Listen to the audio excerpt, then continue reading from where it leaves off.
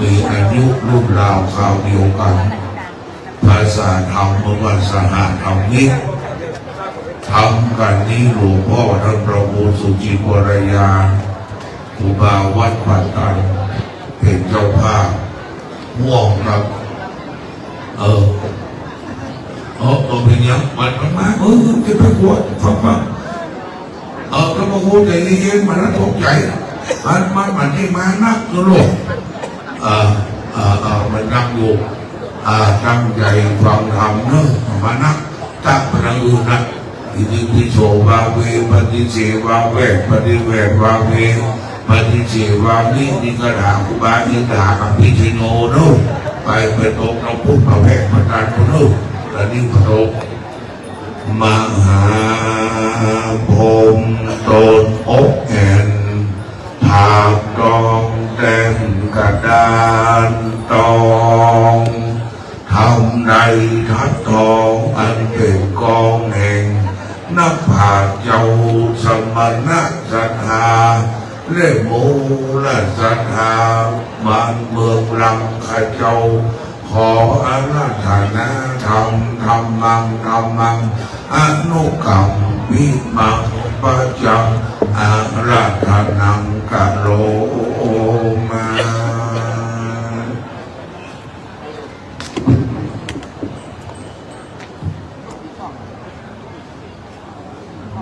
นะโมตัสสะภะคะวะโตอะระหะโตสัมมาสัมพุทธัสสะเอวัมเมสุตตังเอกังสมัญญังภควายังมีในกาลขับนึ่งใส่ฝังพระเงาไทยสัพพัญญูตนเป็นครูแก่โลกตนนำสัตคามโอกะวัตสงสารเพื่อถึงนิพพานเวียงแก้วพระก็สถิตอยู่แล้วสำราญในสถานห้องเขตแดนเตาเตเวลุวัดนารามเพื่อเทศนาปูดแก่ปัญญาสัตว์ทั้งหลายก็มีและตัตตมหากาสีเทโรยามนั้นก็มีมหาเทระเจ้าโตนเลื่อนจิวาโสภาละจือว่ามหากาสีเป็นเต่ามีเปลี่ยนนักเล่าแต่ดีมีคันทีเพียงมันใดโอ้ยสัตว์มีได้หินใดเฮียนกรรมทานจากพระโอบาลพระพุทธเจ้าแล้วก็อำลาเดินจรไปฝนเริ่มลงเม็ดมาแล้วครับ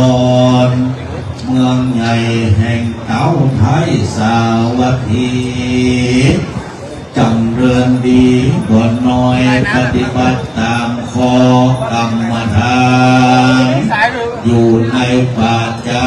โดยตนองค์เดียวก็มีแลทีละดังยิบมานี้มี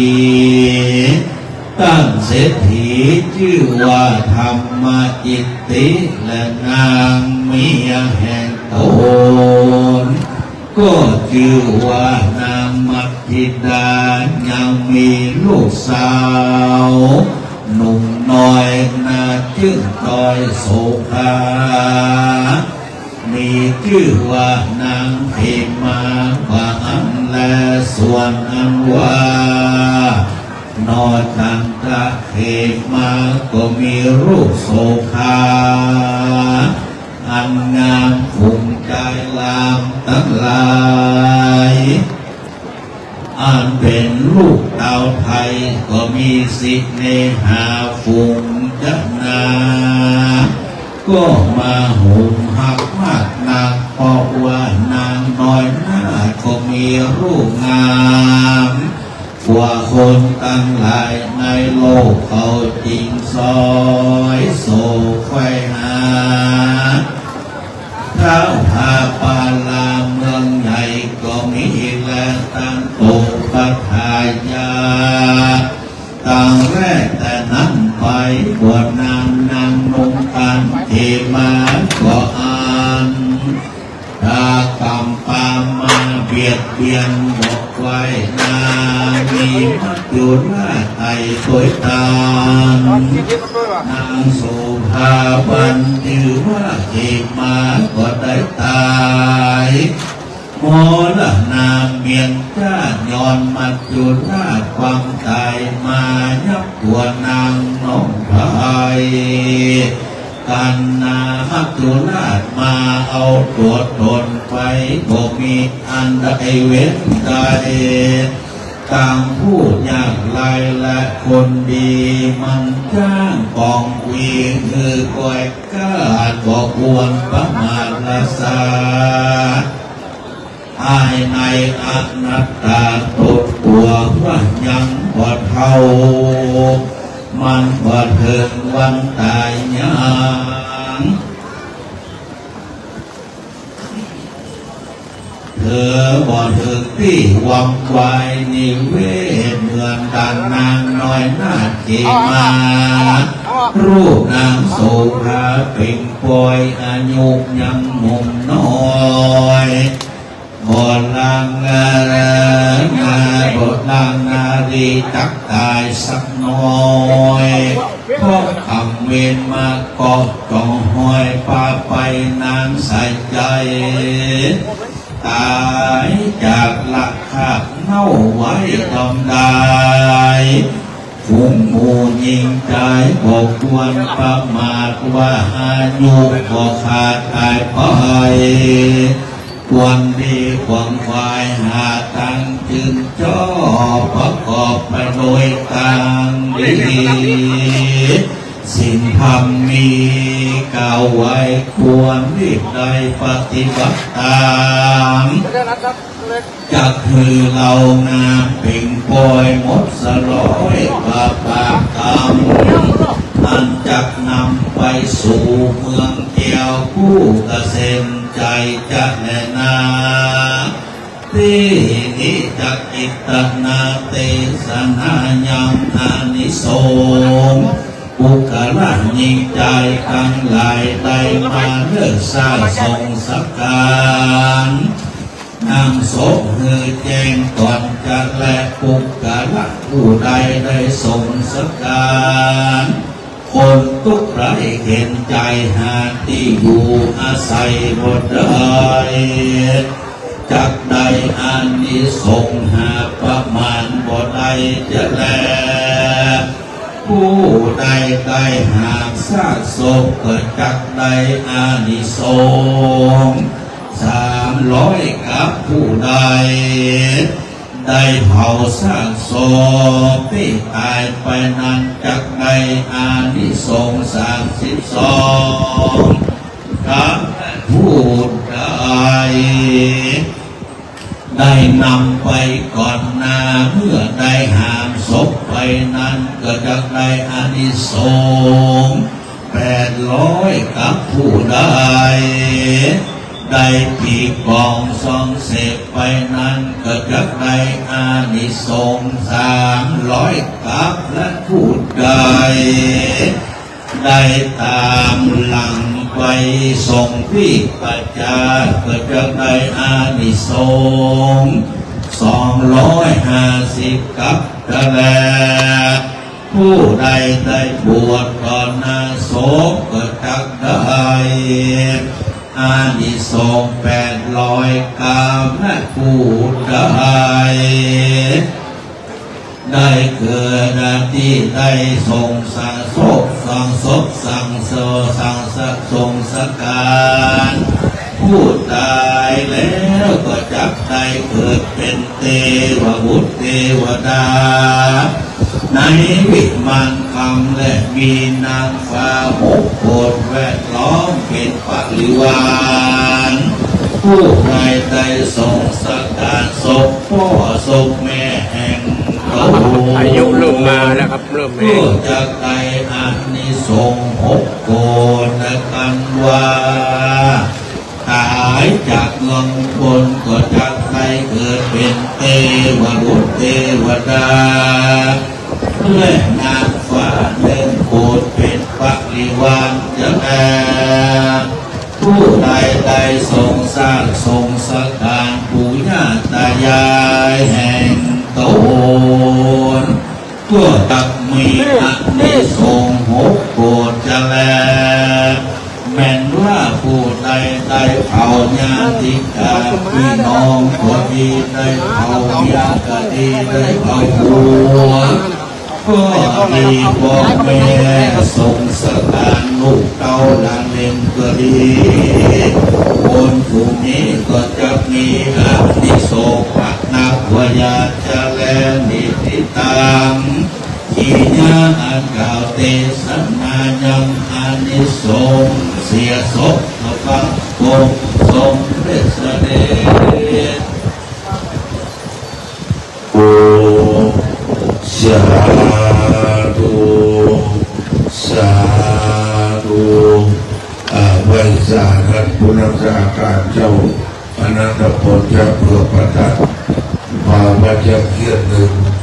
ผู้รักษาการเจ้าบ้านวัดเมืองรักหนึ่ง2 ลูกซึ่งเป็นเกียรติสังฆทานสังเกตนิมนต์ทั้ง2 ลูกในนาคาอันน้องอันแคบเราเนิ่มอันน้องอันแคบอันที่ส่งทำบุญแก่ผู้มรณภาพจากไปนิมนต์หลวงพ่อนิมนต์หนึ่งผู้รักษาการเจ้าบ้านวัดเมืองรักหนึ่งนะครับสถาพนมมือเนอะสาธุสา สปีก็เอาละตัดบอล สาธุอภรนะครับ วันนี้วันงานพระบริโภคติสัตระเอวเปวะเนโกเรตังเปตตังโกโกตติพิจารณาบริตังบุมังกิปังเอวะชมิจตุสเวโกเรตุกังกันันโตปานาลโสยตามหิโยติลโสยตาอายุวันโนสุตังปะทัง สาธุสาธุสาธุครับ เก็บเงินหน่อย บริษัท จบแล้วครับ ประเดี๋ยวพระบุรุษพ่อปริมาณ2 รุ่งประเทศปริยัติที่ปรึกษาเจ้าคณะภาค7วัดเกียรติวัดพระรามหลวงประเดี๋ยวพระบุรุษพ่อในวัดพุทธภาวนาธรรมวิรัตเจ้าคณะเมืองเชียงใหม่วัดพระโพธารามหลังเป็นนะครับนานๆน้องนายมาทำให้คนเดียวสถาบันคนที่ทอดเนอะทุกข์ต้องทุกข์ทำไมถึงอื่นไปก็ไม่เอาเลยทุกข์ทำไมที่ท่านก็ที่ท่านพระครูลงมากันนานเสียสีเอาไม้ลงมาเนอะอันนี้เอาไม้มือนานนองกับกระโหลกชาวบ้านย่อนานเนอะบุญเป็นโลกนะ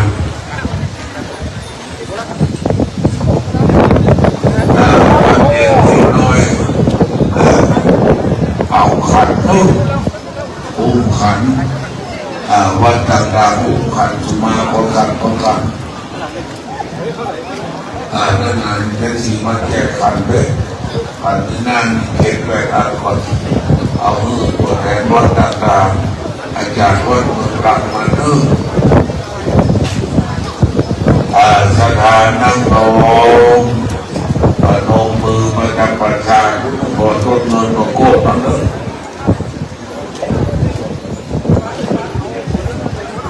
เอาไปอยู่ที่นั่นเนาะเอาจะได้สุมาคารวะพระประโคยหน่อยนะเอากระดอกไว้ได้คนไว้ในตำบลนั่นเองครับการดูแลใหญ่ตำบลนั่นเองมันจะพอใจเราไปเข้าไปก่อนเนี่ยเราเอาไปบอกไม่ได้ขัดไปสายในโลกในวันดาไปในนี้เกิดการโกงบุญทำไปโกงมาโกงไป ว่าเป็นธรณีเจ้าที่หรือว่าคนหรือว่าตาเจ้าทั้งหลายคือเกิดทางย้ายเอาว่าราโหหรือว่าไปโอนลงน้อยไปทุกทั้งหลายไปเจ้าอื่นทั้งหลายโลกไม่ได้โลกสร้างโลกสร้างตามอันนี้ก็ไม่มีมันก็เป็นโลกเป็นโลกเบาๆก่อนเบาๆก่อนแล้วก็โอ้นี่ก็มีมันนั่งก็มีคนอะไรก็มันนั่งยากนานๆนอนเลิกจะมาต่อเลิกแต่ว่าก็พวกเรามาลงมือนานๆคือเลย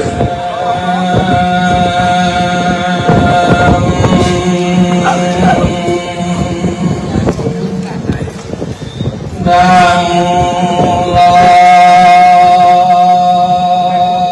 ยเลื่อนฟ้า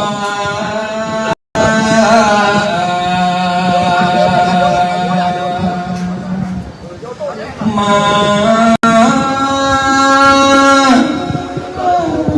เมือง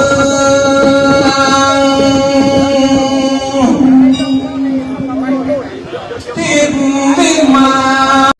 นเล่าเรือฟ้า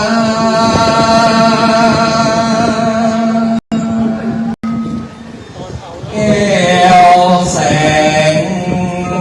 แข่งคำลือ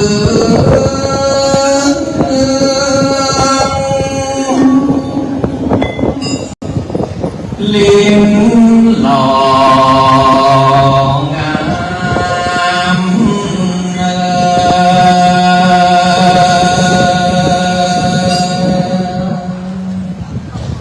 เป็นจริงเป็นจอมเจ้าจอดจางดังใจ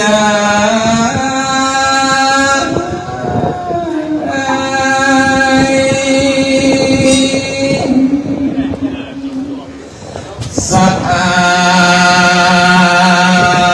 เมืองลัง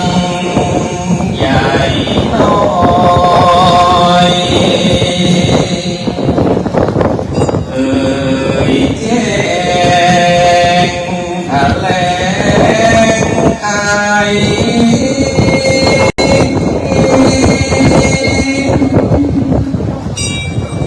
ใจ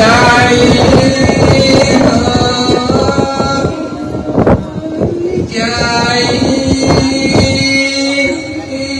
แตก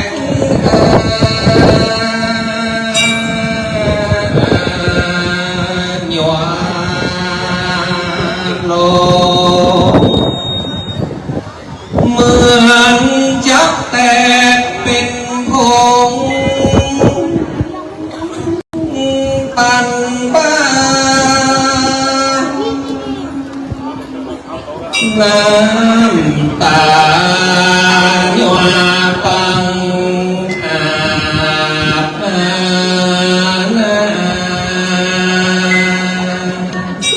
เนื้อนายเสียงโหยเสียงแหบแห้งโอ้ย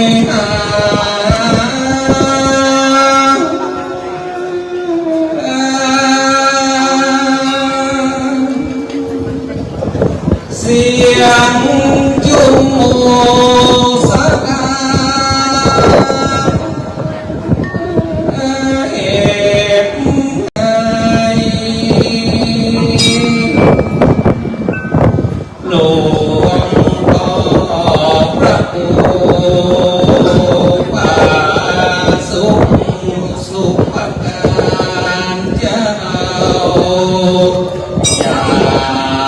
แลโอ้เมื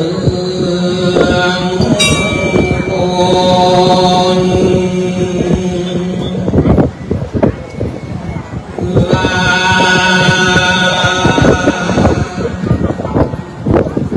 ลาแลโอ้โมสัทธา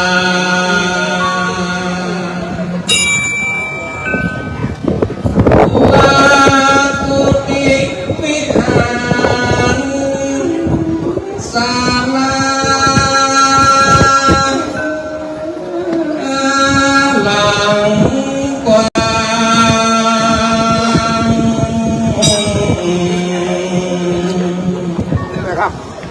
ลายาติพี่น้องสัทธา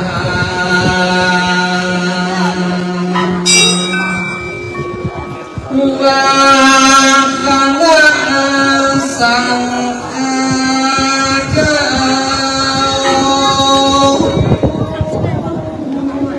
กอง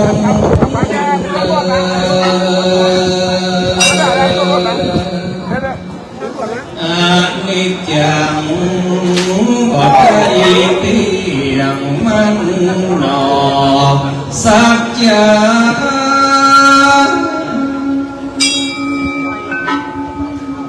ตายเกิดกา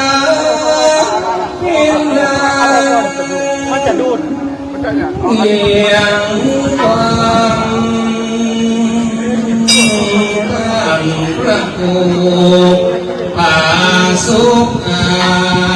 สุขประการยังบอกเอิ้นข้างอยู่เนาอยู่นานเจิมเทวดาเทวทาที่จุโปรดได้สองเล็ง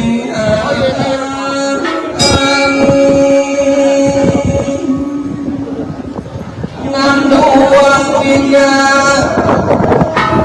หลวงพ่อพระครูผาสุขไต่เต้าสู่สวรรค์วิมานบนเป็นเทวภูตนเอก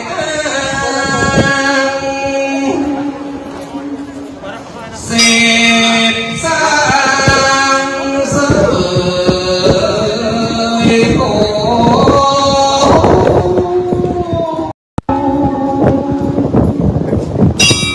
หม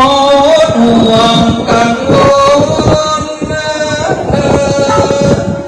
หลวงพ่อพระครูกันเจ้าลูกศิษย์ลูกหาและกรักษาเมืองหลังหนุ่มเข้าจักเลื่อมตานจอ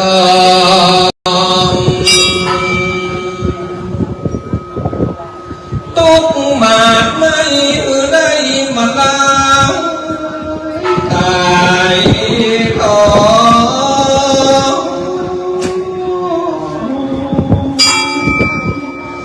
เสวยสุขาวรยังเมืองอมรเมฆฟ้าสาตุกจะนาสถาเมืองหลังและม่อนหมู่ตูข้าขอสุมาแม่นได้ประมาทด้วยกายและวาจา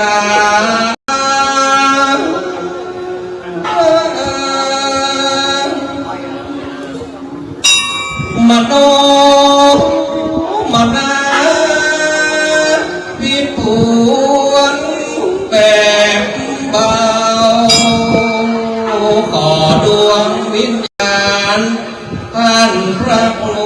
ผาสุขเจ้ายกโตโอดคุณนาขอ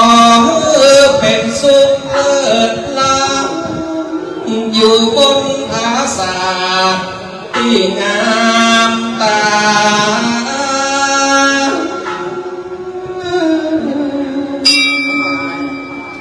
เป็นบุญของลูกศิษย์และคณะสัทธาที่ได้ปากันแต่งสร้างถวายเป็นห่มเป็นเงาเป็นยานเล่มกว้างสู่เนรพา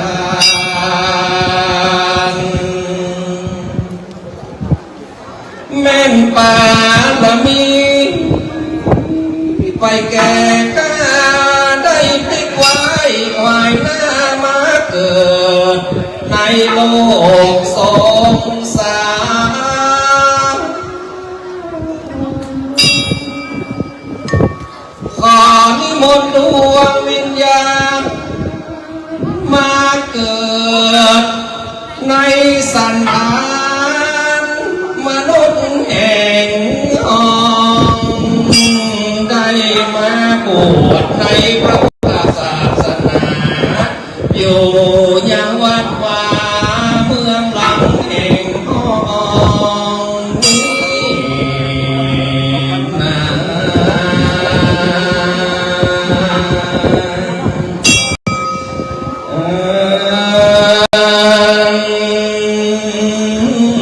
เย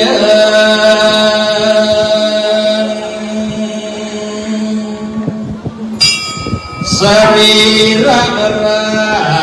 งตั้งเจ้าสามา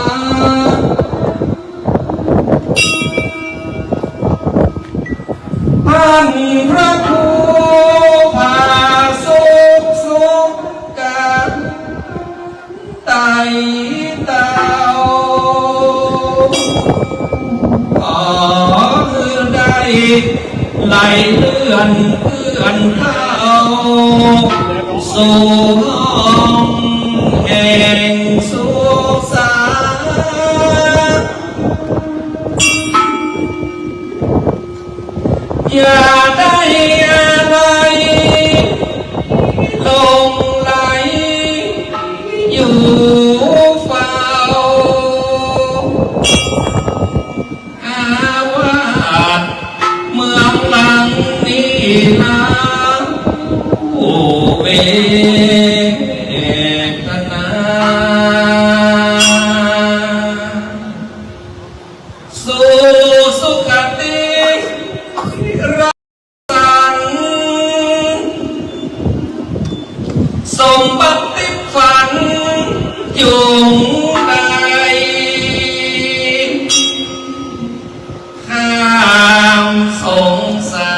รยากรักที่สู่ห้องนิพพานเถิด เข้ามาแล้วเดือดแรงน้อยฟังเรื่องฟังเดือดทุกปีฟังศรัทธาปนมมือแถมครั้งหนึ่งจะได้เบาละลมลวงกันยุดละ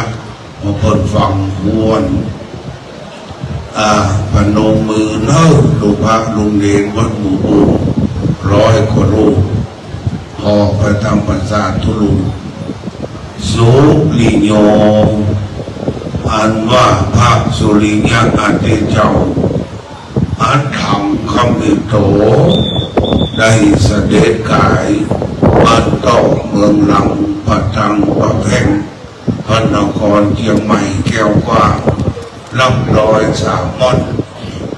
รัตนพระพัฒาดอยคำดอยแก้วดอยสุเทพเป็นเวลาจะเลิกสร้างสงสังฆพระเจ้าพระทรงสละเวทก็ดีขึ้นไขสรีระตุลุงก็เป็นบาปเป็นกรรม ตุลุงเราหัวข้องอะไรอย่างเนอะไปเมืองอินเมืองโปรดทั่วเทียนดอกไม้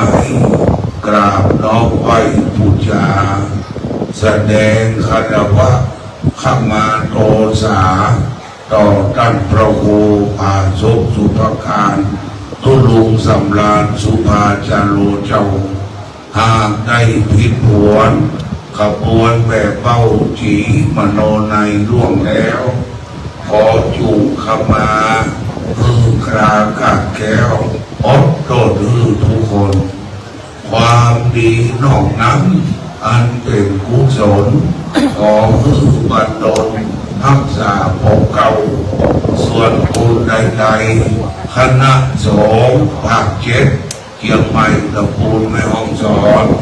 คณะสงฆ์จังหวัดเชียงใหม่25อำเภอคณะสงฆ์อำเภอเมืองคณะสงฆ์ตำบลยะเบือกปัตตันและท่านผีเสื้อและมูลราชดาลูกหลานวัดปัตตันวัดขาเหนือและอื่นๆข้าเจ้าได้กระทำมาบละอุปถารักษาต่อประมาณนักหลายที่ขอเข้าวัดมาขอพูดเรื่องนั้นตามโดยรักษาเพื่ออยู่ที่มา100เสาขอเข้าวันตาเมวันเตสัมปังนาปังธรรมคามาธรรมเมวันเตวิญญาดับปุญญาจาวินาอานุโมตาปังชาวินาการดับปุญญาไม่นังตาปังสาธุสาธุอนุโมทาข้าเอาขันดอกขันโลกของเลิกลงมาบนโบสถ์ถ้าบรมก็จะเป่าเชียบบนลงมาเป็นการขอขมาเรียบร้อยไหว้ชาปัญญาเอกปัญญาโมปัญญาโยมหาราชบุญหนักน้ำปรมัยในส่วนเราทำสิ่งในกรณีสว่างย้ายไปทางอื่นก็เริ่มโอ้ผู้ถูกตัวว่าชาวสามเจ้าสี่ชาวห้าอาการแรงปวดในห้องนอกเอานะนอกเดียวกันอาสนะบอกไว้ที่ทรงหลวงพ่อเริ่มมาเองไว้สาบันเทพระคุณหลวงพ่อเองปฏิญาณที่ปรึกษาเจ้าคณะภาคเจ็ดจังหวัดพุทธสอนวันเจ็ดยอดมาดามพระเดชพระคุณหลวงพ่อกัน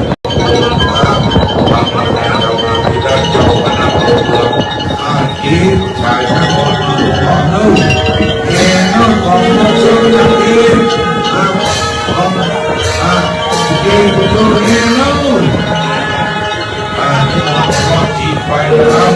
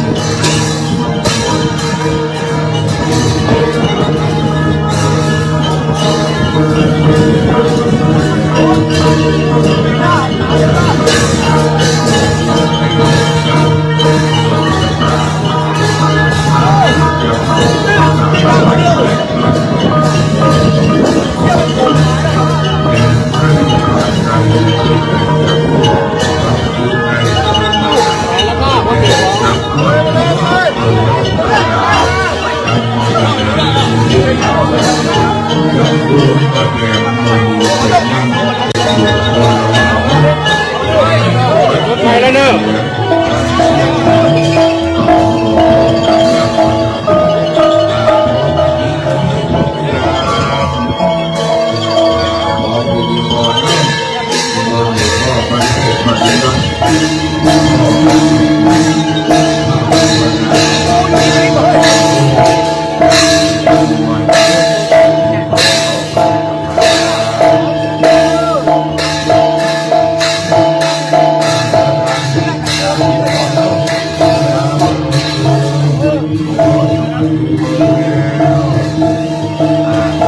หัวเนอะบนหัวเนอะ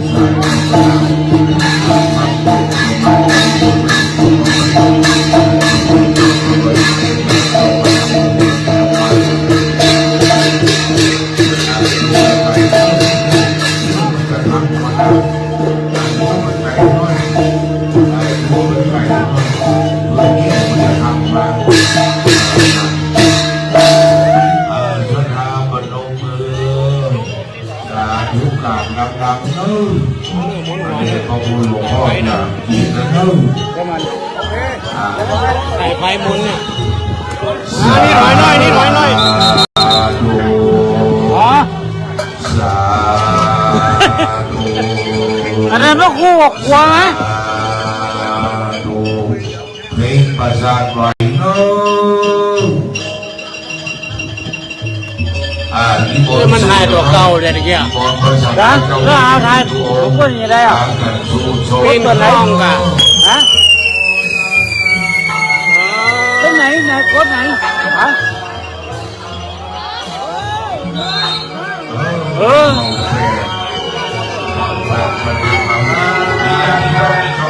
แล้วกดไหนกดเลยกดเลย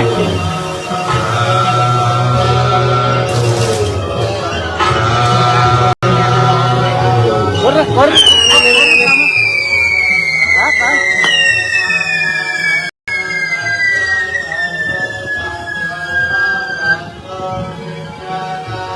ปีนเป็นไรคุณกะเนี่ย เจ็ดสีมาไปที่บกวนที่สวย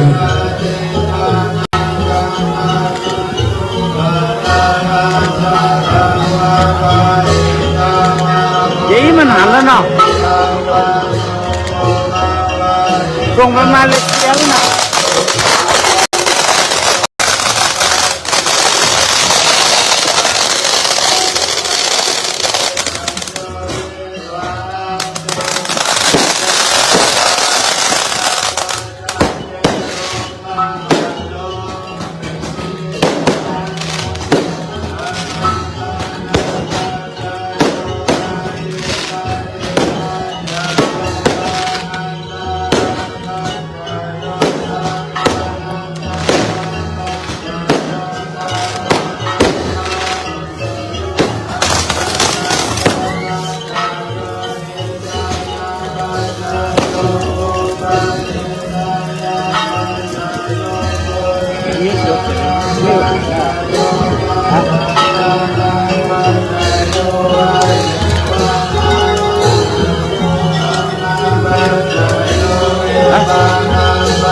ปาปีหน้าไปได้ก็หันแล้วบ่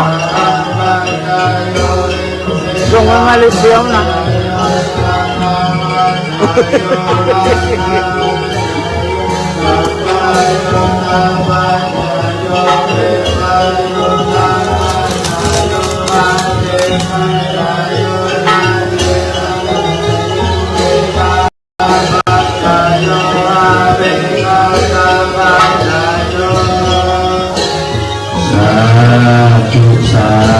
สาธุกับขอน้อมส่งดวงวิญญาณของพระประภูมิผาสุขสุภการอุมาสัมราชสุภาจารุทำได้ขึ้นสู่ดวงสวรรค์จันทราบาลาเนรปานสาธุสมบานที่จะได้เจ้าได้บำเพ็ญมาตลอดชีวิตจากที่ราชการของพระเจ้านะครับในพระเจ้าพ่อและก็คือพระเทพปฏิยัตินะครับผู้พิจารณาเจ้าคณะจังหวัดเชียงรายเจ้าวัดวัดเจ้ายอดมหาเทวดาพระราบุตรพระเอกชนพระลูกศิษย์พระภาวนาธรรมพิรัตน์วิปัสสนานะครับเจ้าคณะอำเภอเชียงใหม่พระพรหมโพธารามพระมหาเทวานุเทระเจ้าคณะพระสังฆบิดาพระภิกษุสามเณรทุกรูปนะครับขอขอบคุณและอนุโมทนาบรรดาพี่น้องศรัทธาสาธุชนทุกบริษัทนะครับผู้มีความเคารพรักใคร่ผู้มีความศรัทธาเชื่อถือในพระรัตนตรัยและมั่นใจนะครับในคุณศีลคุณธรรมคุณพระกรรมฐานศีลจารณะของพระธรรมรูปาสุภการขณะนี้น้องส่งวิญญาณของพระพุทธเจ้าขึ้นสู่ดวงสวรรค์ฟ้าใจที่อยู่ข้างหลายได้เทมาในวันนี้น้องดูดูราศีที่หลวงพ่อได้เทมาบอกคือสมาเดชะเป็นภรวะปัจจัยเป็นอุปนิสัยนำส่งนะครับมีดวงวิญญาณของหลวงพ่อไปสู่สุคติในสัมปรายภพกับมีบุญนับแต่บุญสมปานแก่กล้าจะได้ไปถึงแหล่งล่าในลำปางและขอบุญกุศลมหาทานในครั้งนี้หลังจากที่หลวงพ่อได้รับไปแล้วนะครับขออุมาสัมภิมัคษาอย่างสิ่งหน้าพระคุณและพระคุณทุกท่านทั้งหลาย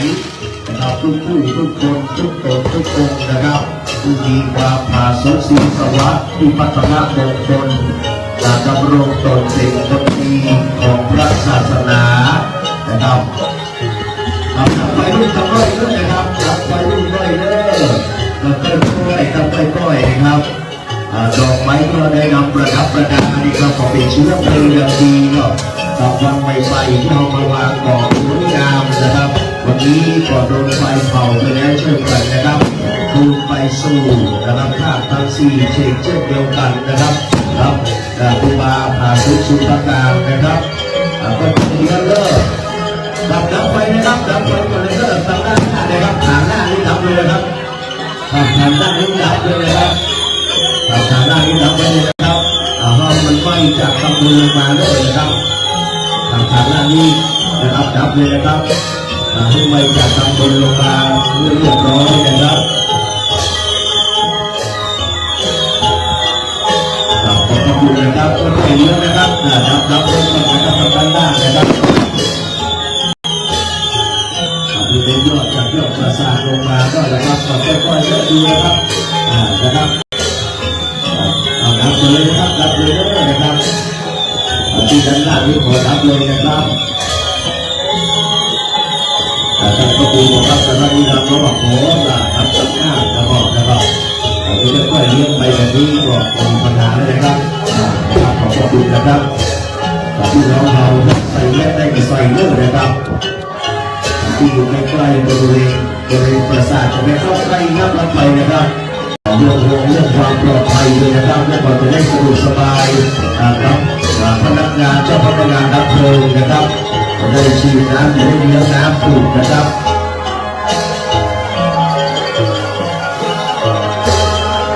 นี่คือความเชี่ยวชาญความชำนาญของศาลาและก็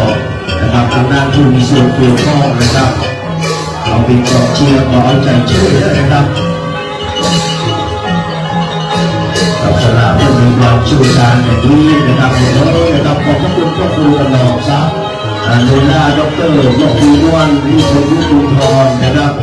และพี่น้องสตาสัมพุชนทุกท่านนะครับที่มีส่วนร่วมในงานนี้สำเร็จรุ่งเรืองไปด้วยดีครับด้วยบารมีธรรมของครูบาอาจารย์สังฆเถระเจ้าทั้งหลายกับรักษาการเจ้าคณะตำบลเจ้าเผือกปานตันนะครับท่านพระครูประพัฒนนิรันดร์พร้อมกับทีมงานทั้งสามตำแปลงนะครับกราบนมัสการขอบพระคุณนะครับเป็นอย่างยิ่งนะครับ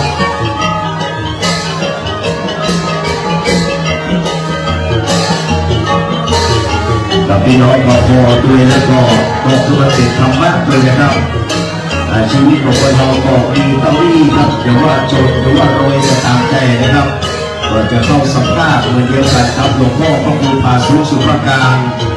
นะครับอยู่ในยูมาใจนะครับ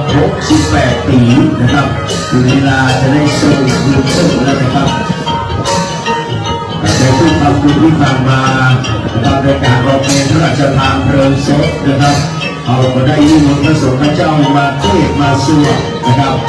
ทุกค่ำคืนมาได้ขาดมาได้เว้นกับมีเจ้าภาพแต่ละคืนก็มาต้องกราบขออนุโมทนานะครับในบุญกุศลและเจตนา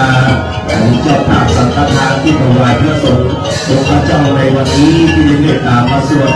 นะครับธรรมนิยามสูตรนะครับซึ่งแต่ในตัวสูตรนะครับมีความหมายเฉพาะนะครับ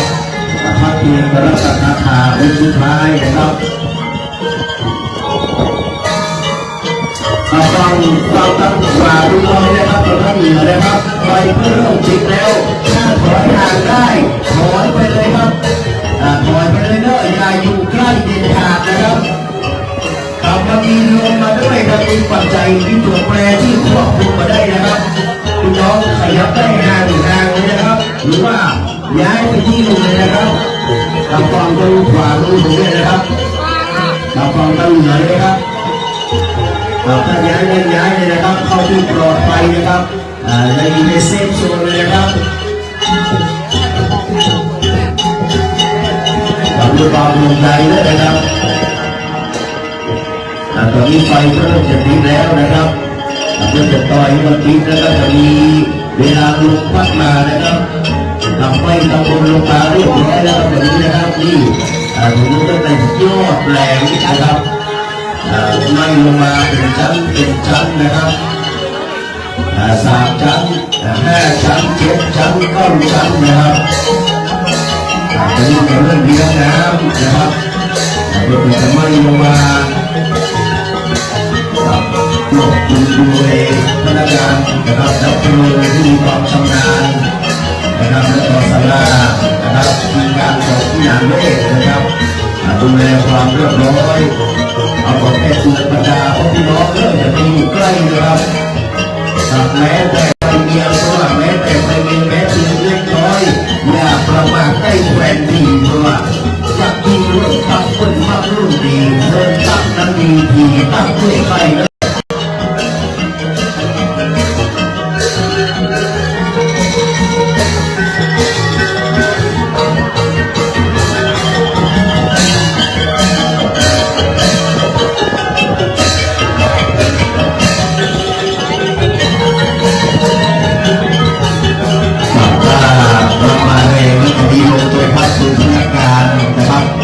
ชีพประคองนะครับก็เพิ่งมันเปลี่ยวไฟไป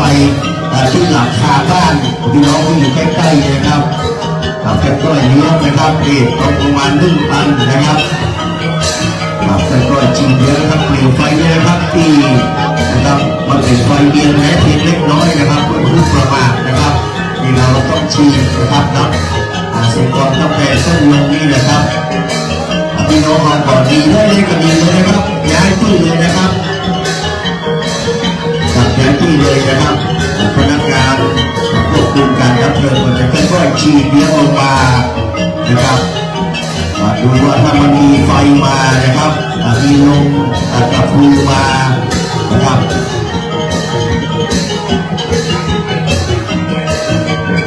ก็พอทำดูนะครับพอทำถ้าเป็นไม้พอฉีดสักได้นะครับพอฉีดสักได้ราคาเป็นไม้กันนะครับถ้าราคาเป็นไม้พอฉีดที่ได้เยอะนะครับขอทับเก่านะครับขอทับเก่ารุ่นดูลายด้วยนะครับครับขอชีน้ำเนื้อสักน้อยด้วยนะครับหลวงพ่อถึงไม้นะครับขอบพระคุณครับขอบพระคุณนะครับนั่นอยู่ที่ย่ารถดับเพลิงเรานะครับดูคนก็เยอะไปนะครับปัสสาวะพวกแปงพวกกั๊กพวกจับนะครับอาจจะได้เพื่อทำให้สำเร็จได้นะครับแต่เราต้องระมัดระวังกันเนอะมาอยู่ใกล้กับเปียกน้ำเลยนะครับไม่ใช่น้ำสูงจะเป็นน้ำประปานะครับเป็นน้ำจากน้ำเหลืองนะครับที่เราขอต่อไว้ทางไปเรื่อยๆนะครับดูท่านอาจารย์คนนี้นะครับ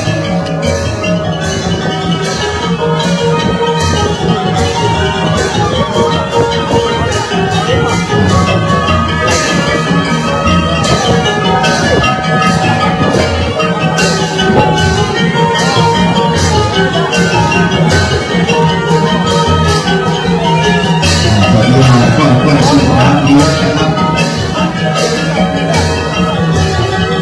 กระดาษเป่าให้มันร้อนมันจะไม่ร้อนเท่าไหร่ก็เป็นก็คือไวไฟแล้วก็ทำให้ลื่นนะครับมันคือหรือว่าให้ความร้อนมืดนะครับก็ต้องระวังด้วยนะครับ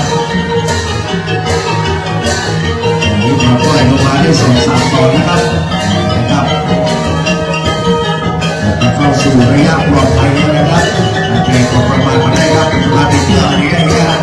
เรียวไฟจะมาอย่างนี้นะครับเป็นเชือกนะครับเดี๋ยวมันจะตกสู่บ้านในซองเลยนะครับ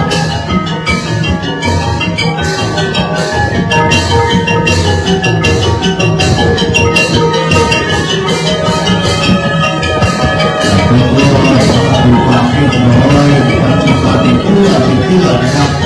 ป้องกันเนาะนะครับ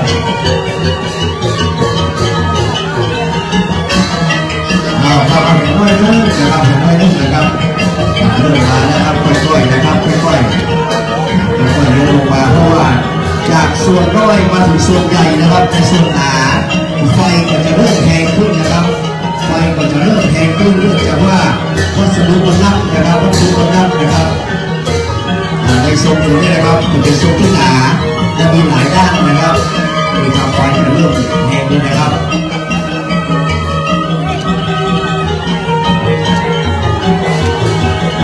ก่อนเรื่อยๆครับดูเรื่องแพงนะครับ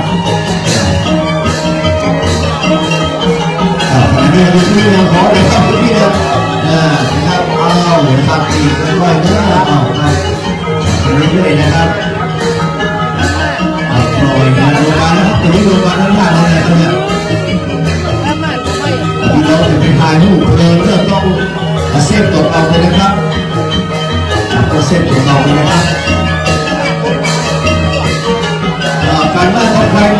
ครับประเภทตั้งเหลือนะครับตั้งเหลือเนอะฉีดเข้ามานะครับตั้งเหลือนะครับ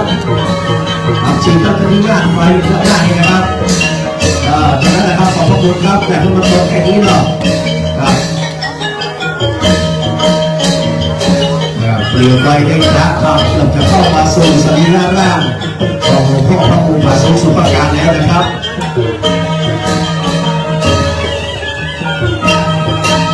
ขอบคุณเจ้าหน้าที่ดับเพลิงทุกคนทุกท่านนะครับที่ในวันที่อยากมาทำเล่นนะครับผู้ลงครับท่านในชาติก็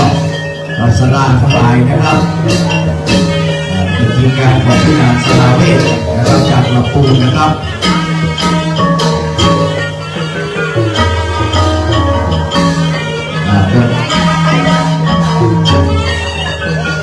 ไฟนั่นก็ได้ครับดับไปได้เนอะอันใหญ่เลยครับข้างไปเลยเนอะขอสักหน่อยนะครับขอสักหน่อยครับไฟตั้งเหลือครับตั้งเหลือครับมันไฟตะเพงเนอะตะเพงตั้งเหลือด้วยนะครับมันไฟนั่นนะครับมันก็อันใหญ่เลยเนาะนะครับมันตกที่ใกล้ๆในวัดนี่นะครับขอบคุณครับสุดยอดเลยสุดยอดนะครับ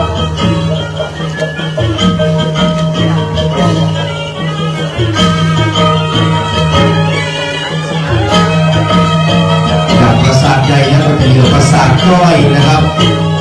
ปราสาทสีแจงน้อยนะครับที่เป็นบริวารนะครับยันตุปริสุทธิ์ที่สี่นะครับตามฝ้าเพดานไม้แต่นะครับยังเพดานที่ยังบอกไม่ขึ้นเลยครับ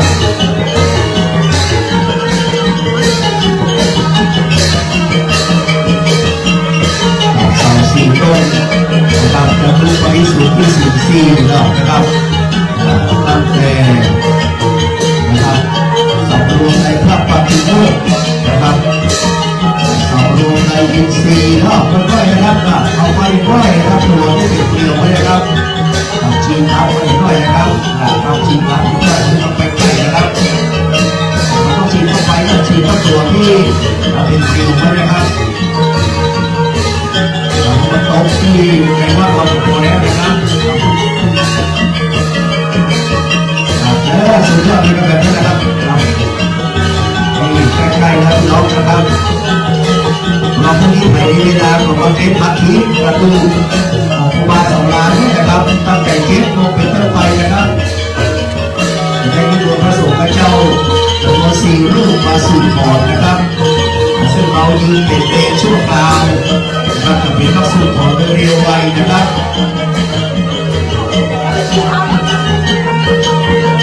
ตอนนี้ลงมาชั้นล่างแล้วนะครับตอนนี้ลงมาชั้นล่างแล้วนะครับเราจะเรียกว่ามีสิ่งไฟจะนับขึ้นเราความพร้อมจะนับนะครับแต่ว่ามันอยู่ในระดับที่สามารถควบคุมได้นะครับดูเนื้อเราเปลี่ยวไหมนะครับเปลี่ยวมือออกไปไกลนะครับขอบคุณนะครับรับเปลี่ยวเลยนะครับน่าจะได้เลยนะครับตอนนี้นะครับดูระดับต่ำนะครับ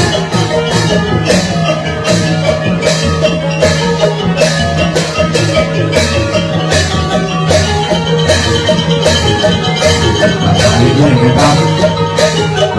เราเชียร์เดียวไปเรื่อยๆนะครับ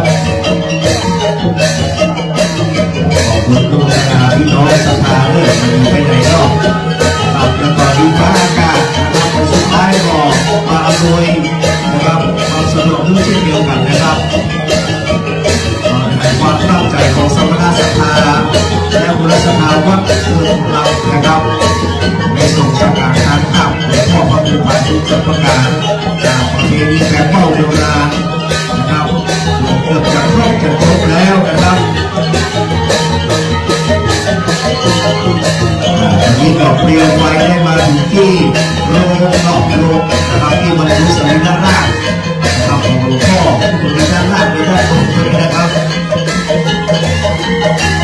จะปล่อยลงมานะครับปล่อยลงมาแล้วนะครับโปรแกรมนมัสการขอบพระคุณนะครับพระเดชพระคุณพระภาวนาธรรมาภิรัตน์วิปัสสนานะครับหลวงพ่อเจ้าคณะอำเภอเมืองเชียงใหม่นะครับวัดดำเนินตำบลธารามเมตตามาถึง2 เวลานะครับตอนนี้พระราชทานเพลิงนะครับ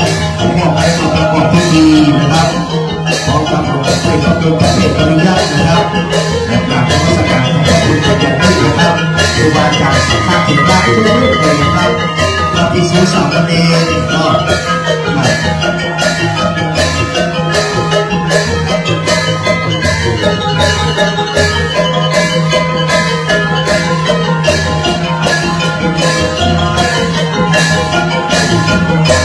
หลเรื่อยนะครับ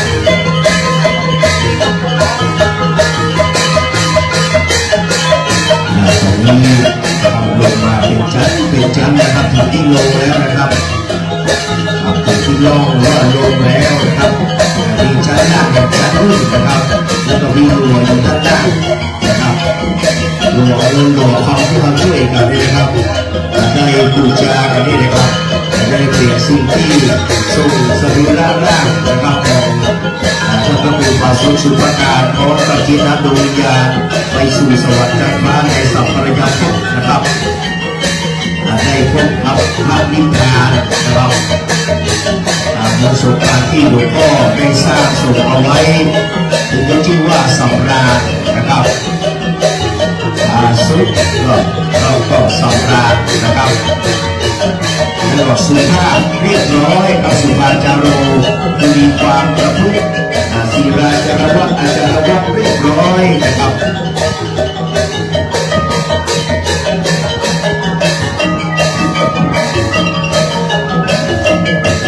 ขอบคุณเจ้าของโรงงานนะครับทุกคนเลย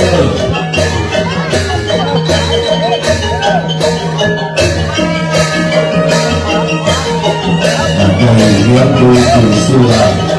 พี่น้องสถานญาติโยมขอบคุณท่านถนอมครับตัวหน้าจากดร.ถนอมซักเตอร์ที่ได้มาขึ้นพระลงตั้งแต่วันเอารัตนาสรีระร่างนะครับของท่านพระครูภาสุสุภการเอาไปได้หรือว่าไม่ได้นะครับตอนนี้มันกระพือแรงน้อยจริงๆนะครับอยู่ในระดับที่เราสามารถควบคุมได้นะครับค่อยๆเลี้ยงไปนะครับตอนนี้นะครับชีวิตของเรามีเป็นช่วงนะครับชีวิตของท่านพระครูภาสุสุภการก็เช่นเดียวกันนะครับบาง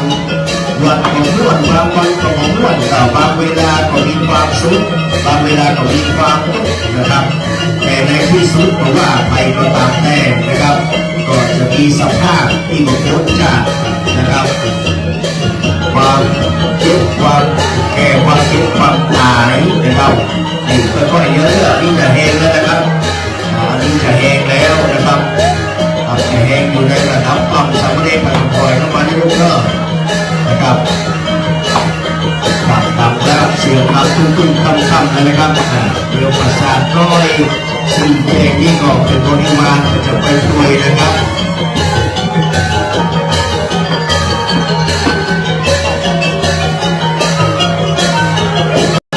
รถพันน้ำเข้าไปใส่หน่อยก็ได้นะครับโซนเข้าหน่อยก็เรามันแห้งเกินแล้วไปนะครับเอามีถ้ามีก็ใส่ได้เลยนะครับค่อยๆเลี้ยงมาได้นะครับเอาไปเห็นน้อยนึงเนาะนะครับปัดไฟที่เปลี่ยวครับเปลี่ยวเริ่มจะมีแล้วนะครับนะครับเปลี่ยวจะมีนะครับ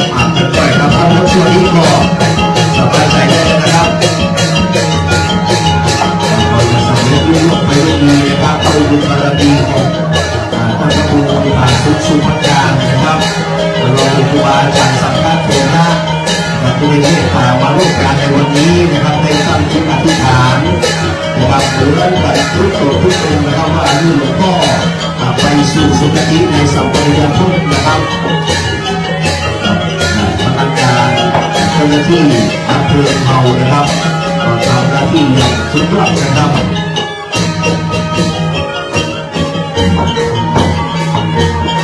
ว่าเพดานเฮาก็จะพ้นจากที่ใดนะครับ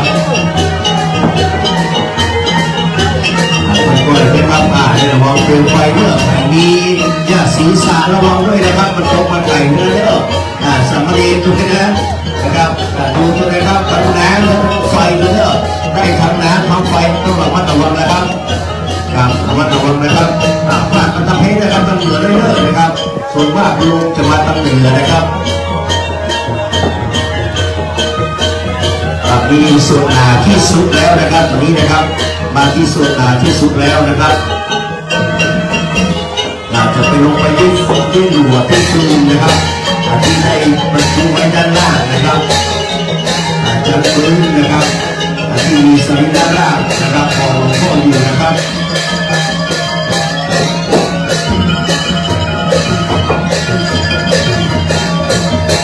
นี่ครับแปลว่าการทำบุญคอยล้อพระสงฆ์เจ้าที่มีบุญบารมีจะเป็นอย่างนี้นะครับขอตั้งเหนือด้วยนะครับขอตั้งเหนือด้วยนะครับน้ำนะครับ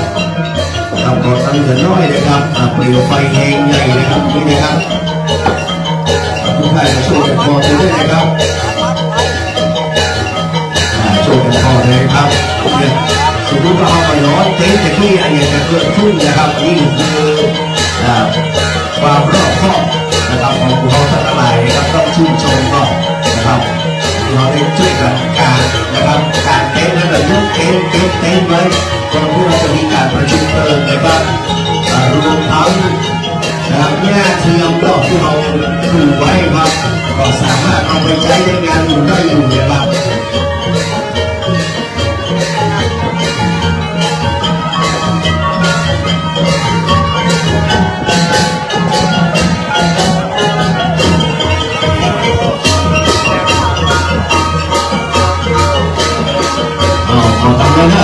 ไฟนัดเนี่ยนะครับฉีดทำงานตรงนี้นะครับทำเหนือเนี่ยทำใต้แคบออกไปเลยนะครับทำเหนือนะครับกับป่วยกันนะครับป่วยกันเยอะนะครับป่วยกันเยอะนะครับขอบคุณครับคือจะส่งให้รู้ร่วมโดยไปได้ดีนะครับเหลืออีกนิดเดียว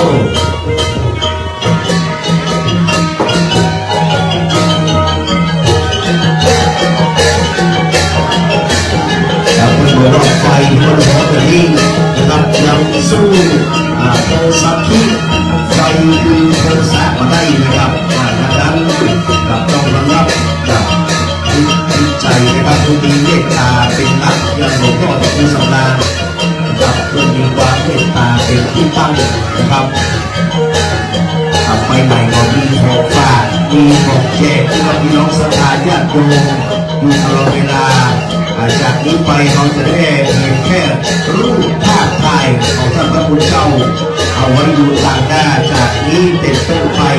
จะมีภายในมาเหมือนหลวงพ่อเจ้านะครับ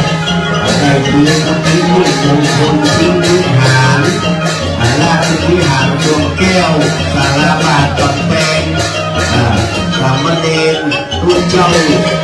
ศรัทธากันโยมนะครับตอนนี้หลวงพ่อละไปหมดแล้วมาต้นไม้สรีมหาโพธิ์นะครับแก้วโพธิ์จีนี้นั้นเป็นที่บูชาหลวงพ่อก็ลาแล้วนะครับลาหมดแล้วลาทุกสิ่งทุกอย่างนะครับวัดวาอารามโปรแก้วที่หลวงพ่อเคยมีส่วนร่วมแต่งสร้างมา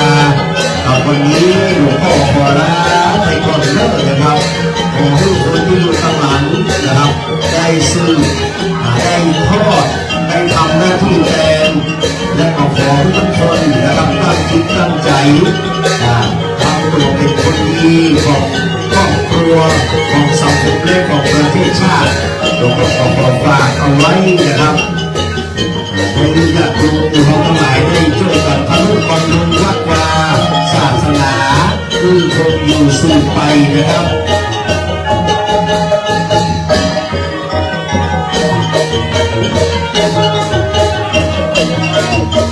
ไม่อย่างนี้นะครับออกไปเอาหัวน้อยนะครับมันจะมาเป็นช่วงนะครับมันจะมาเป็นช่วงนะครับไปเลยกระโจกที่คุณที่นี่พี่น้องนะครับมันมีกระโจกมาอยู่เลยนะครับนี่คือนะครับเปลวไฟจากปราสาทแก้ววิมานทองสตูลนุษย์ยอดแหลมนะครับที่ตกแต่งแปลงสร้างโดยสตาเวทและทีมงานนะครับก็เกือบจะบรรลุแล้วนะครับเหลือแต่ปราสาทน้อยชี้แจงเลยครับที่เป็นบริวารนี่นะครับวันนี้นะครับก็ดีนะครับขอบคุณเป็นอย่างยิ่งนะครับเจ้าหน้าที่ผู้มีความชำนาญมีความเข้าใจนะครับผู้จัดการนะครับสังกัดของทุกอายุรางบางฝ่ายเป็นใครนะครับไฟที่ไหนมันเป็นชื่อมาได้นะครับ ประมาทกับได้เลิกน้องเลิกนะครับตอนนี้เข้าเดือน6แล้วนะครับไปเดือน6ต้องไหลไม่หั่นเลยครับมันถึงหน้าฮ้อนอยากเป็นตัวแล้วนะครับ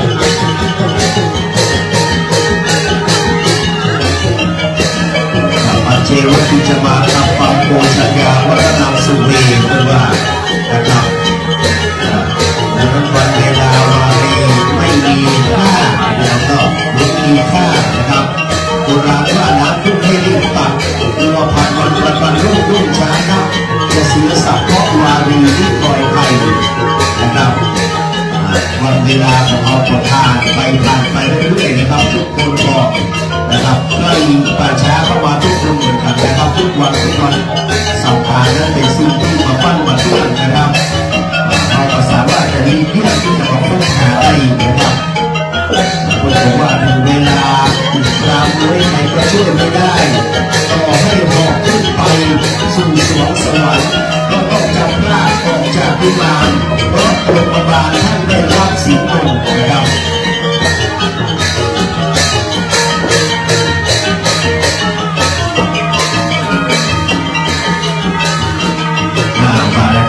จุดนะครับ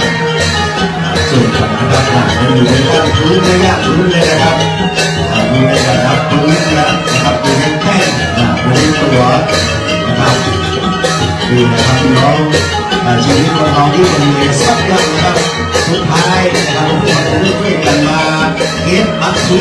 กระดูกนะครับของคุณลุงตำนานนะครับเดี๋ยววันนี้เข้าทางไว้เป็นการหน้าเนาะนะครับก็เตรียมรอไว้เรียบร้อยจะดีแย่จะดีเพราะว่าทีมงานจะเตรียมไว้เรียบร้อยแล้ววันพรุ่งนี้พร้อมที่จะทำพิธีสู่ขอนะครับบริเวณชั่วคราวหรือว่านะครับที่เป็นอาคารชั่วคราวที่ได้แปลงได้สร้างปราสาทแก้ววิมานทองกำลับ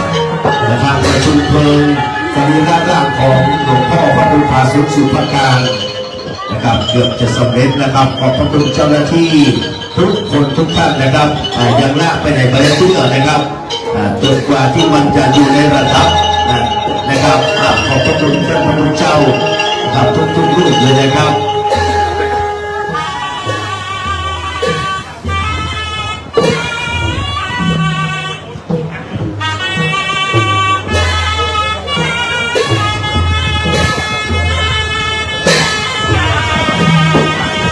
ผ้าเพดานนี้นะครับถือว่า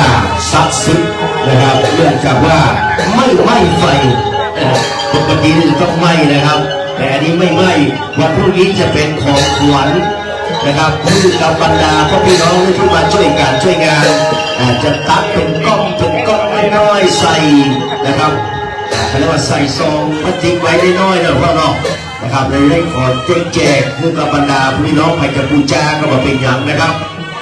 นะครับวันพรุ่งนี้เจ้าหน้าที่กรรมการก็จะดำเนินงานนะครับในวันที่เราได้เก็บอัฐินะครับกระดูกของหลวงพ่อพระพุทธาสุสุภการตั้งแต่7 โมงเป็นต้นไปเนาะมาพร้อมกันนะครับวันนี้ก็จะได้เอาแขกตั้งเนาะบริเวณนี้นะครับบ่ฮู้อยู่บ่ฮู้มาบ่ฮู้แมวนะครับสิ่งสาราสัตว์ทั้งหลายได้กายได้ข้ามนะครับอาทิตย์ของหลวงพ่อมาพูดกันมาช่วยกันเลยนะครับเตรียมน้ำข้าวดินส้มปล่อยถังใหญ่ๆนะครับสัก2-3 ถังเลิกนะครับจะได้เอามาประพรมนะครับกระดูกหรือว่าอาทิตย์ของหลวงพ่อพระพุทธาสุสุภการหลวงพ่อได้โพสต์ทุกทรมานแล้วนะครับในสัปดาห์แท้ๆมันต้องวันจันทร์วันพุธวันศุกร์มันต้องไปหาหมอแล้วนะครับ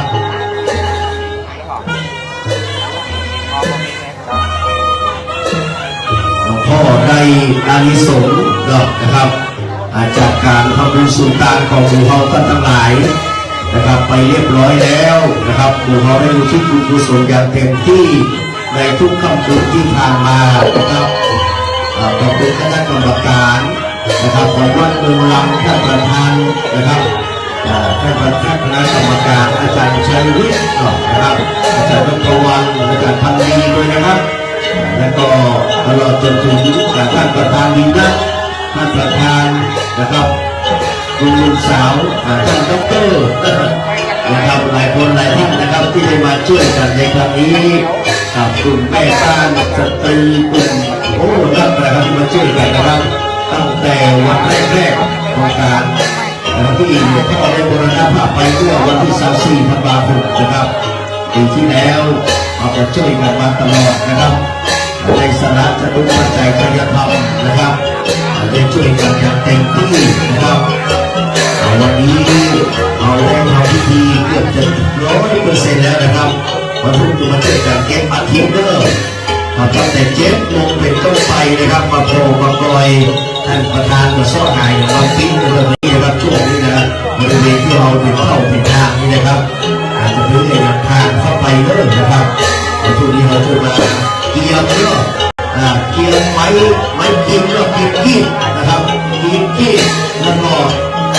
หอจานนะครับหอจานหลายอย่างนะครับมาช่วยกันแล้วขอบคุณส่วนเดียวไว้นะครับเพราะว่าบางที่ก็ยังจะหอมอยู่นะครับทางเราดีสุดปล่อยทางเดียวไม่นักนะครับก็สกุลคนเดียวเรียบร้อยแล้วกันชมกันสุดพรก็เรียบร้อยแล้วนะครับได้เตรียมไว้เรียบร้อยแล้ววันพรุ่งนี้นะครับเชิญเลยนะครับที่ก็เป็นหน้าที่ของศาลาด้วยครับที่จะได้ทำการเล่นกับองค์นะครับขอบพระคุณนะครับทุกท่านนะครับอย่าลืมนะครับผ้าเพดานไว้กับที่เป็นสิริมงคลแล้วจะได้นำมาแจกจ่ายนะครับเพื่อบรรดาผู้ที่มาช่วยกันช่วยงานนะครับ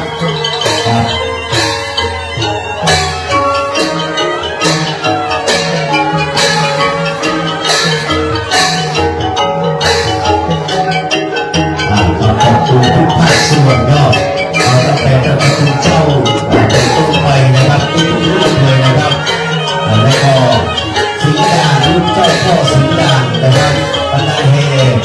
แล้วก็ทีมงานของนะครับที่ด่านนี้ทุกท่านนะครับ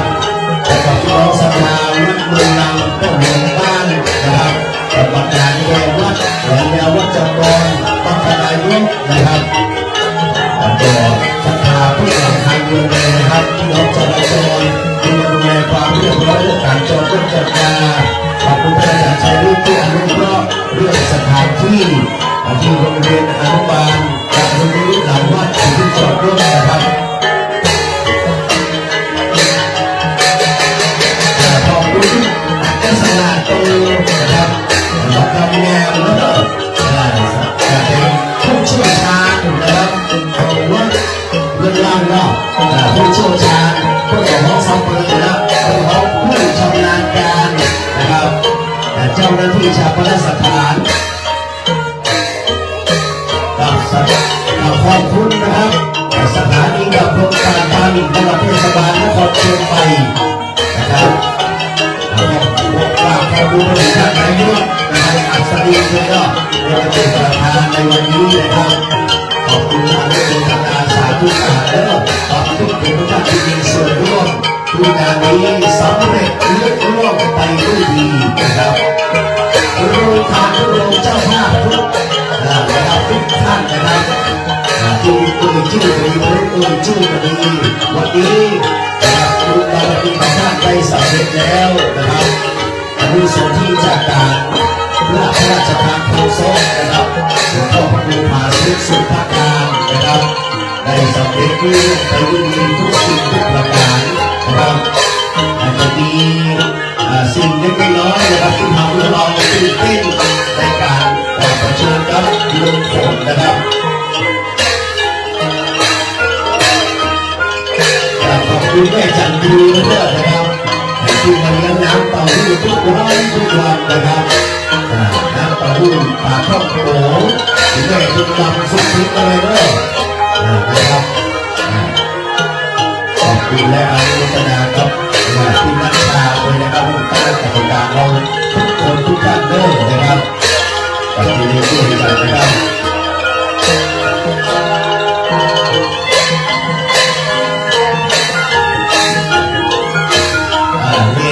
ว่าของว่าของท่านจะเป็นผู้ดีนะครับว่าท่านช่วยนะครับหนูยุนก็ดีนะครับท่านช่วยก็ดีนะครับตอนนี้เราก็สบายนะครับเจ้าหน้าที่เป็นประจำของเรานะครับก็ดูแลความเรียบร้อยจุดก็เป็นเลี้ยงก็ได้ครับเอาตรงนั้นเลี้ยงนะครับเรียบร้อยนะครับขอบคุณนะครับทุกท่านครับเอาในส่วนของการดวงวิญญาณของหลวงพ่อสำราญไปสู่สวรรค์ชั้นฟ้านิพพานเป็นที่เรียบร้อยแล้วนะครับจากนี้ไปขอให้เราทั้งหลายได้รับรู้ถึงคุณงามความดีนะครับของท่านพระบุตรพระสุภาการเอามาเป็นตัวอย่างในการดำรงชีวิตหลวงพ่อเป็นผู้ดีแต่ไม่นะครับมีการสร้างสมนะครับชีวิตจากสุดท้ายฉากอภะ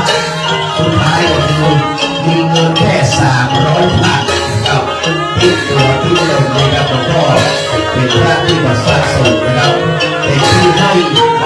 มาตลอดเป็นผู้ที่มาตลอดนะครับเอกชัยบอกว่าไม่มีแต่ให้แต่สำราญน้ำใจให้มากกว่าเอกชัยหลายล้านเท่านะครับหลวงพ่อผู้ชีวิตของพระพุทธศาสนานะครับเอาคำสอนของศาสดามาให้กับพี่น้องพุทธศาสนิกชนนะครับเป็นผู้ที่เปี่ยมล้นไปด้วยเมตตาบารมีธรรม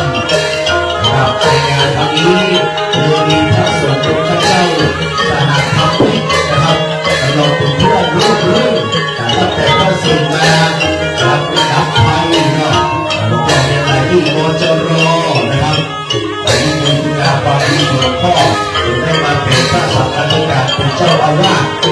เป็นเจ้าคณะตำบลนะครับเป็นกรรมการเป็นครูนะครับครูเป็นมาทุกสิ่งทุกอย่างแล้วท่านพระครูผาสุขสุภการนะครับถ้ามันจะไม่ร้อนเอาเด็กน้อยเพิ่มนะครับถ้ามันจะไม่ร้อนเกินไปก็เอาตรงนี้อีกหน่อยนะครับที่อยู่ในการเที่ยวตัวได้100%แล้วนะครับตรงนี้ไม่มีอะไรน่าห่วงครับขอบคุณพี่น้องนะครับขอให้กลับบ้านโดยสวัสดิภาพและปลอดภัยนะครับตรงนี้เรามาพบกันนะครับตั้งแต่7 โมงเช้าเป็นต้นไปนะครับที่วันเวลาในนี้รายการที่จะได้เก็บอัฐิและสูตรสอนนะครับบริเวณที่เราใช้เป็นชั่วคราวนะครับเป็นสุสานชั่วคราวแต่ที่คือที่ของรัฐต้องมีการสูบมีการถอนสิ่งบดีบดาได้ออกไปนะครับเพื่อความสบายหูสบายใจและความเป็นสิริมงคลแก่พระสงฆ์องค์เจ้าในวัดตลอดถึงศรัทธาพี่น้องญาติโยมที่มาร่วมทำบุญนะครับจะต้องกายหน้ากุฏินี้นะครับเป็นหลายคนหลายท่านนะครับเราจะได้มาทำอย่างที่มันเรียบร้อยตามประเพณีแบบเก่าโบราณนะครับท่านอาจารย์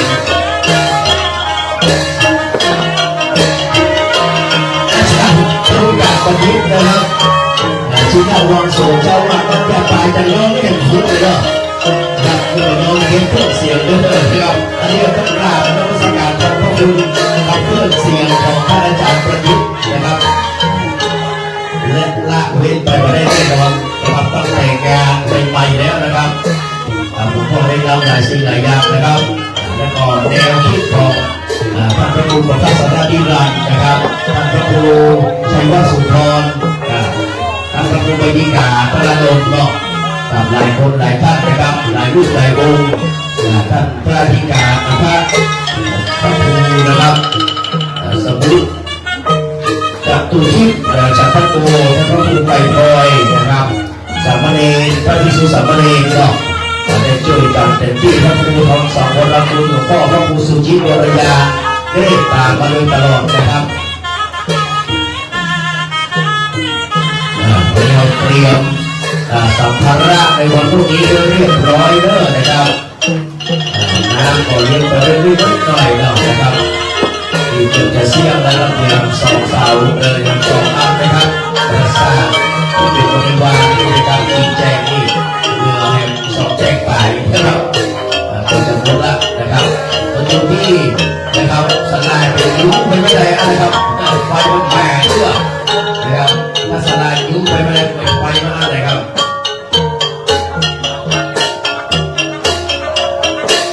เดือน2 ชุดนะครับสลายก็เริ่มเก็บวัสดุอุปกรณ์แล้วนะครับพี่น้องศรัทธาผู้เขาก็คิดว่าเราเป็นตู้ไปเรื่อยนะครับตามตัวเลี้ยงน้อยนะครับตามตัวลูกผมเข้าไปเนาะนะครับทางลงไปที่มาประกอบเป็นเส้นจักรคำนะครับสมมตินามเรียกว่าสองรางนะครับและก็เป็นพระพุทธสัญลักษณ์นะครับนามว่านะครับหาสุภการนะครับความจริงแล้วตัวของสัตว์ร้านหรือว่าตัวของหาสุภการตัวนี้นะครับทุกอย่างเป็นอนัตตามีตัวมีตนนะครับก็เรียกไปแล้วนะครับมีตัวมีตนเราสามารถที่จะคงควบคุมได้นะครับ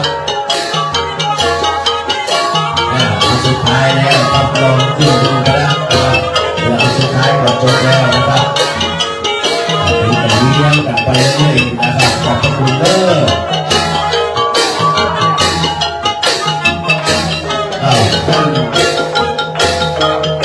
ท่านประธานที่ท่านจะได้แจ้งพี่น้องตอนนี้เอาแบบนี้เลยเราเป็นการประกาศให้เจ้าเพื่อรับกันพรุ่งนี้ให้เจ้าน้องมาช่วยกันเก็บกันนะครับเป็นโมงเป็นต้นไปเริ่มมาปากันที่นะครับวัดเมืองเราเริ่มนะครับปากันที่วัดเมืองเราเทปโมงเราถึงเริ่มไปนะครับ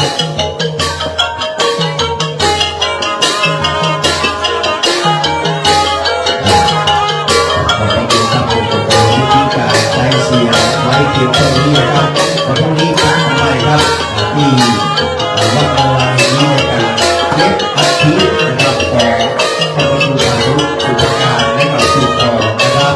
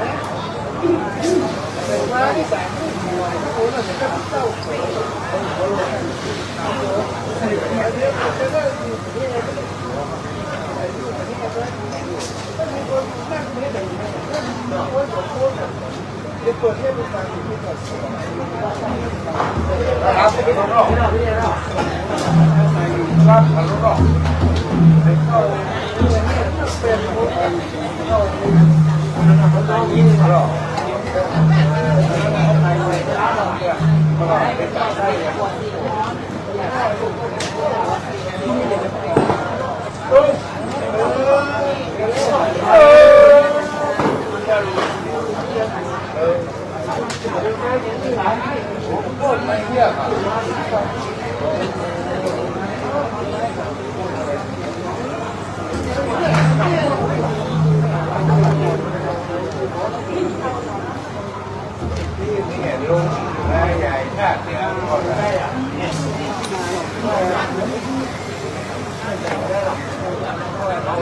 ไม่ให้มาเสนอแน่